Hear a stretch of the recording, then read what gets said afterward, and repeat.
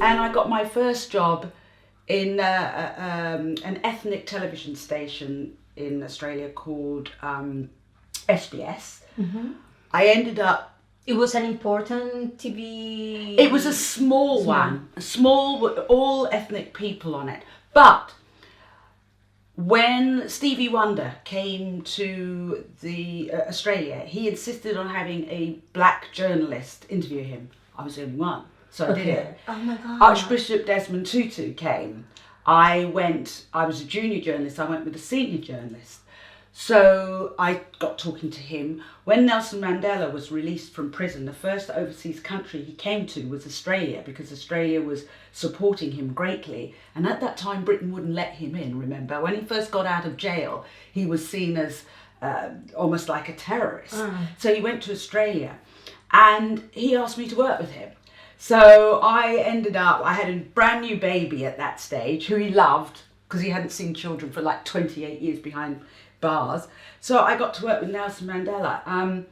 Eventually I was hired by the ABC. Which I didn't know that. Yeah. Wow. He wrote a letter to my daughter, which we still have framed. That she was the future of the world, being both black and white.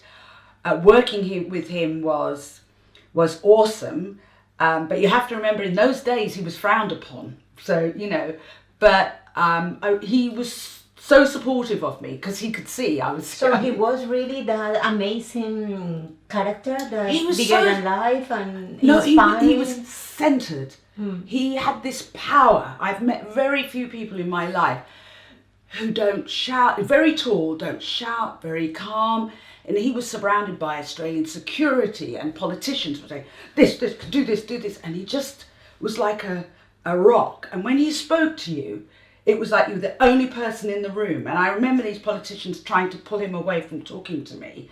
And I had my baby, and like she was crying, and I had a nanny with me, but I worked, we didn't get sick leave or maternity leave. And she was crying. I was like, I was so embarrassed, because I'm a journalist in my suit jacket, and I had to breastfeed and bring him out. I thought, I'm sorry, like this. He said, no. He said, we never used to hear the babies crying, or when we were in prison.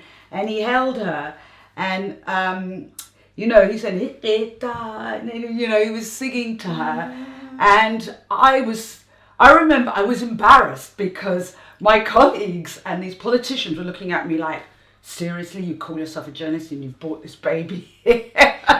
And he loved it, and he made me feel so good. And welcome. Welcome.